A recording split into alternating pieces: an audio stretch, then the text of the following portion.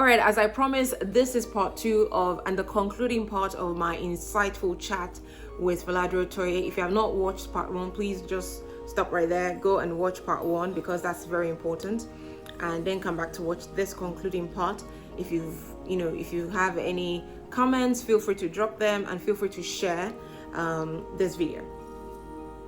So I'd like you to just comment to the heart of, or speak to the heart of young people caught in this era where you were exposed so much to the blessings and achievements and successes of other people that which you desire. Because really, if you don't desire something, then you just say, oh, okay. But if it's something you desire, then perhaps it becomes a problem because you begin to question yourself so much.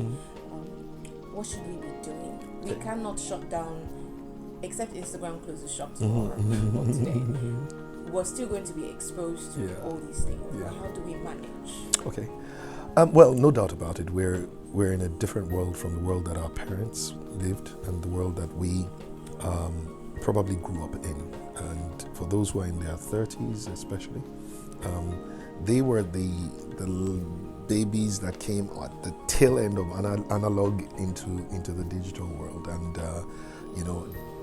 and so in a sense they've seen the emergence of this new age where we have become so digitized that we've lost our humanity. And what I mean by that is that there's now 7.3 billion people in the world, and whilst the world is filled with many more people, right, you're finding out that there is some kind of paradox that says, there are more people and yet there are fewer connections in human connections, but now there are more digital connections. So when I was growing up, maybe I had 10 friends, right, and I could name them. My mom knew everybody knew where they are. Today, you open a Facebook page and blah blah blah, and you got 5,000 friends, and so we had Fela Facebook page, 5,000 friends. Then we did Fela Facebook page 2, 5,000 friends, and Facebook page 3. Then we decided to do the fan page, and that's when it's doing 380 or so thousand. And you think that you are connected to these guys because their thoughts can be expressed to you, their stories come up on your timeline, so whether it's, this whole social media age, you kind of like are you're experiencing, the front story of many people, but you don't get to see anything about their backstory. And what I found out is that people only put their best sides on their front page, and their front page is what you and I are seeing when we see their media story, whether it's a social media story, and so there, I even found out that especially with ladies, they have something called a selfie side.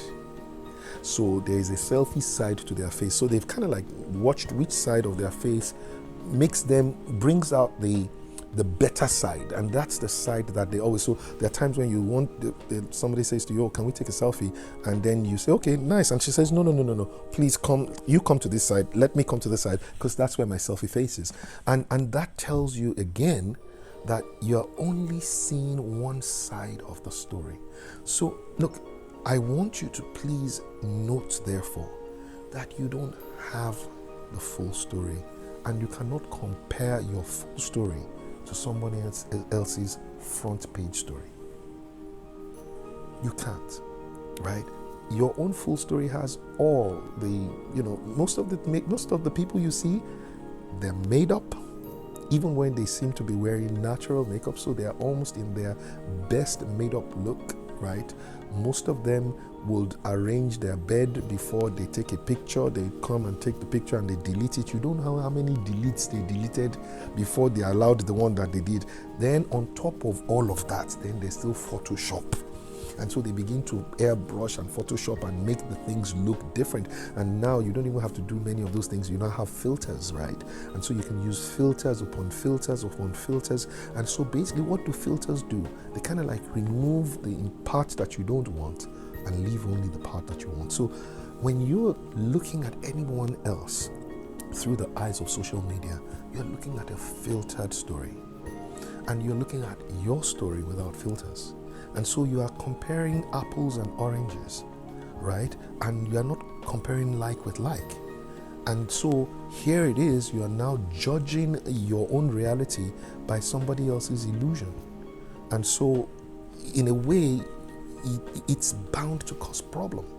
And so we're realizing something that is very interesting, Mayowa, that, like they've said, the height of depression,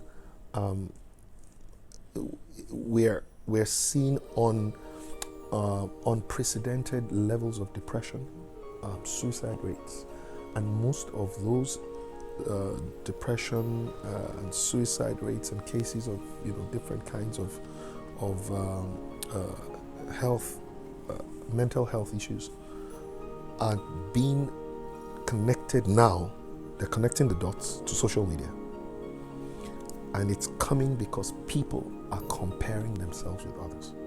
It's very interesting that God actually warned about this thing, probably when the Bible was written at least 2,000 years ago, to say it is not wise to compare yourself to another. Comparisons always show shortfalls in your own life. And even when the comparison makes you look better than others, the feeling of better than others is pride. That's destructive. The feeling of less than others is depression. That is destructive. So you've got to find the right use for the tool of media. It's a tool, but it depends on what you want to use it for. Media is to tell your story in the best way that you can. Media is to learn from others, but not be intimidated by them. Media is to be inspired by others. So if one of the things that I always say to people is, listen, I live by a very interesting scripture that says, eye has not seen, ear has not heard, it hasn't come into the hearts of men what God has in store for me.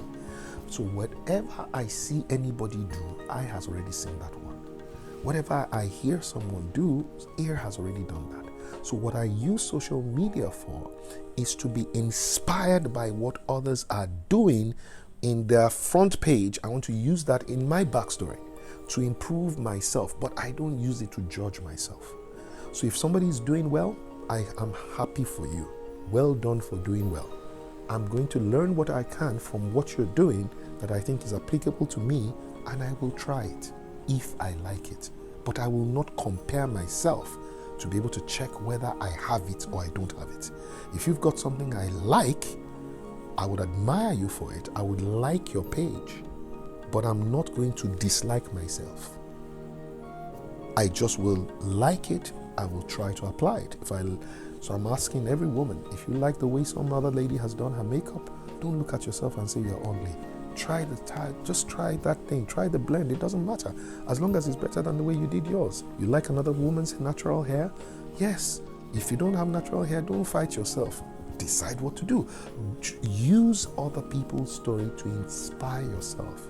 Don't let their stories and their all the other things they're doing, don't let it intimidate you, let it inspire you. Because in the end, guess what? You are not seeing their backstory. They don't put it online. They only put their front page online. If you compare their front page with your entire story, you will fall short. And even when you are better than them, you will be filled with pride. Depression and pride are not helpful to anybody. So I want you to please appreciate what other people are having, be grateful for them, be happy for them, try what you can with you, be grateful for what you've accomplished, be happy for yourself, be grateful, just be grateful. If you're in this day and age, the most important state of mind is a state of mind of gratitude. Be grateful for the little that you have, be grateful for the nothing that you have. If you say, well, I don't have money, remember that you also don't have illness. So thankful that you don't have that one too, right? If you say, oh, somebody else is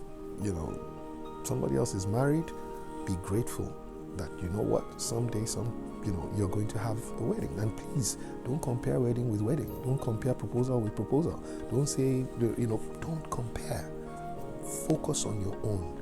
Enjoy your own. And I think that you'll be all right. Okay, this is what I have for the social media age. Be grateful, then you'll be fine. Wow, absolute wow. I mean, those are nuggets that we should keep forever. It will help us, it will help our friends, it will help people we don't even know. So please don't forget, if this blessed you in any way, if you had any aha moment while watching this video, you want to share that with other people so that it can also bless as many people as possible.